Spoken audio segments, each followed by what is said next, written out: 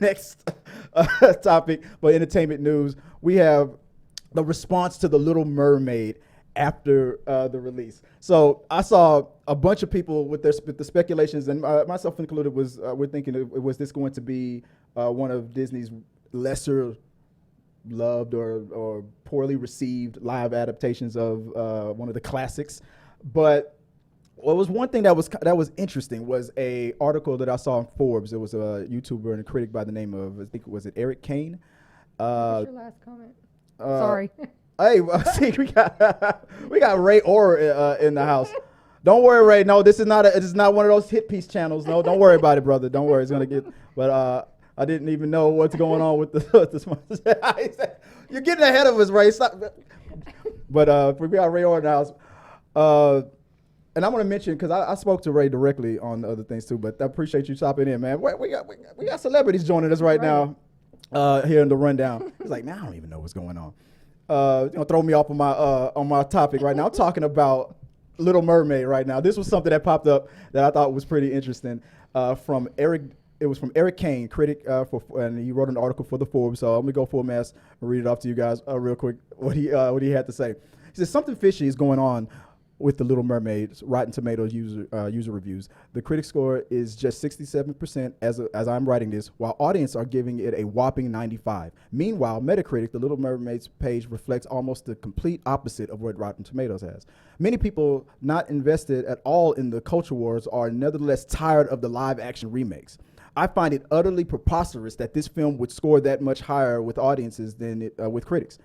I know that Rotten Tomatoes is taking moderations of user reviews seriously and tries to prevent review bombing, but these scores seem inflated beyond what is realistically likely for a film that is getting such a lukewarm reception from critics. That comes in from the most righteous beard on Forbes and YouTube, Erik Kain. I thought his article was interesting to me because I thought when you first look at it, you think, okay, is he one of those critics or reviewers or YouTubers that's like just putting chum in the water to stir up the hate and everything? So is he saying that he thinks the audience reviews are fake?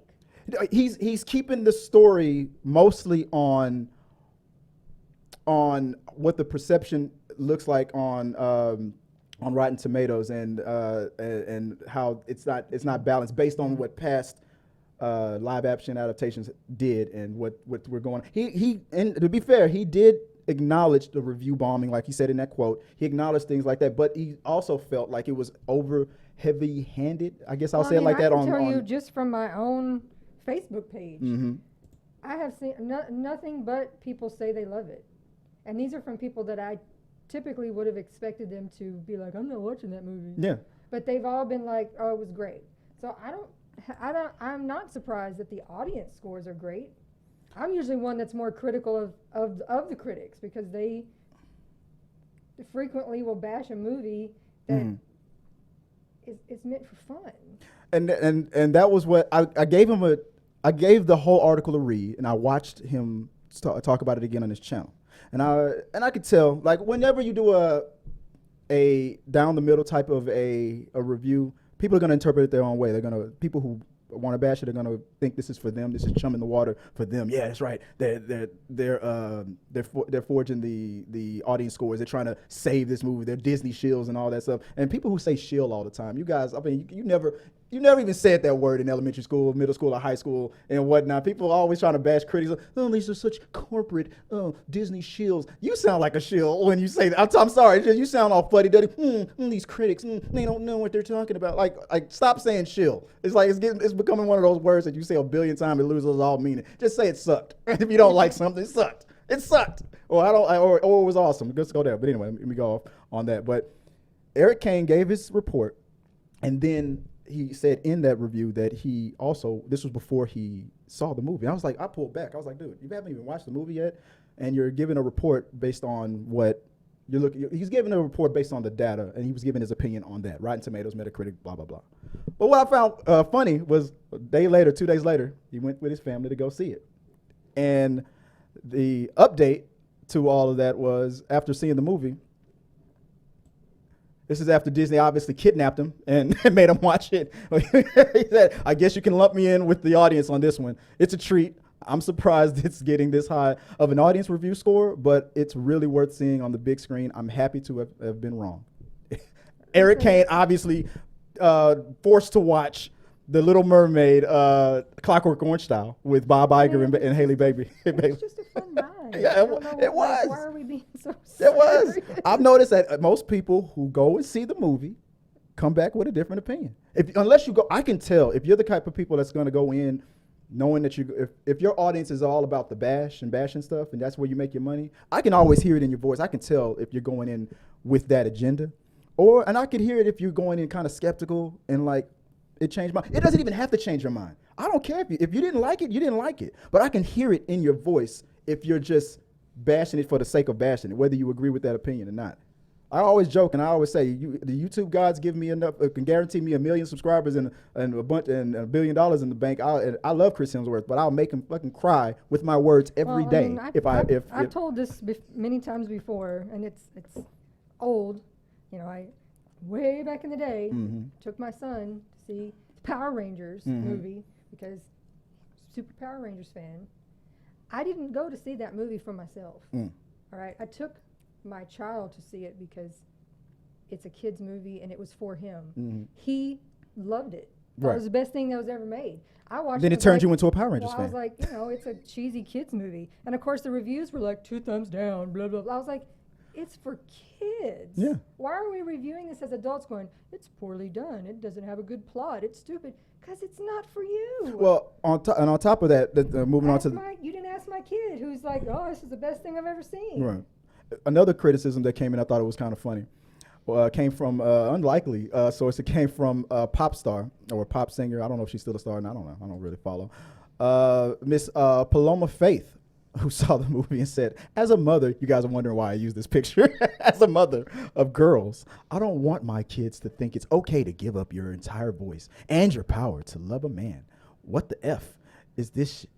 Not what I want to be teaching next gen women at all. And did you watch it, ma'am? Oh yeah, oh yeah, of course, yeah. Because I'm like, no, this was after watching it. Apparently, you didn't pay attention that the ending was a smidge different than the animated to give Ariel not being saved by the man. Yeah, and even the original cartoon, let's go. Not gonna sound this too long, but even the original cartoon, it wasn't about Ariel being saved by a man. Her first love was just being a part of the human world. She was just fascinated with the human world. Before she even met Erik, she was a hoarder, taking all those trinkets and all that stuff. She just wanted to be up there and go there. That's it. That's what it was about. It was that first. Then she met Erik. So let's just move. But it was interesting. Though she didn't deleted that post that was on Instagram, but the internet does not forget and the internet does not forgive. They went after her hard. So right after that post, they immediately found one of her old tweets from 2009 and was Funny like, how you used to be a fan. when I grow up, I want to be the Little Mermaid.